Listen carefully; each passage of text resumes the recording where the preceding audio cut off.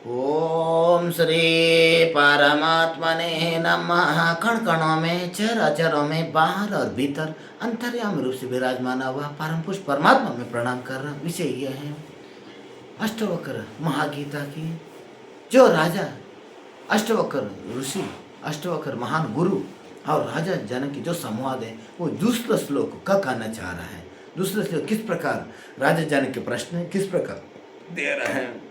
अष्टवक्र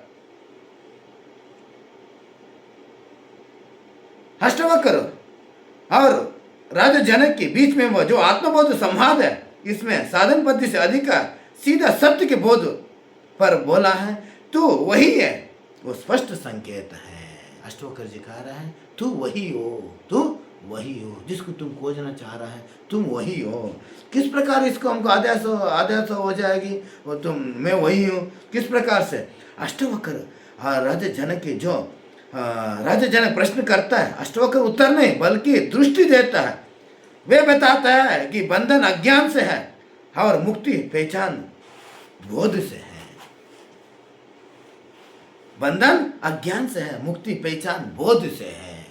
और दूसरा श्लोक बताता है, अष्टवक्र जी कह रहा है हे वास, यदि तुम मुक्ति चाहिए तो विषय को विष को समझकर त्याग कर दो और क्षमा, सरलता, करुणा, संतोष, सत्य को अमृत को समान पियो और जियो। राजा, इसी एक श्लोक पूरा ग्रंथ की कुंजी है। ये एक श्लोक अष्टवक्र 200-300 लगभग श्लोक है, जिसमें पूरा ये श्लोक है, पूरा एक कुंजी है, अष्टवक्र महागीता की कुंजी है। कह रहा है राजन, विष को तुम विष समझ के त्याग दो, विष को विष समझ के त्याग दो, और त्यागने से तुम्हारे अंदर करुणा, दया और संतोषी अमृत पान को तुम पियो और जियो। पिया नहीं जिया जाता है। और विषय बंधन, इंद्रिय भोग स्वयं द्वेष नहीं है, पर उसमें आसक्ति मन की बंधन है। और इंद्रिय के भोग स्वयं द्वेष नहीं, इंद्रिय के भोग कर रहा कोई दोष नहीं है, और पर उसमें आसक्ति मन को बंधन है।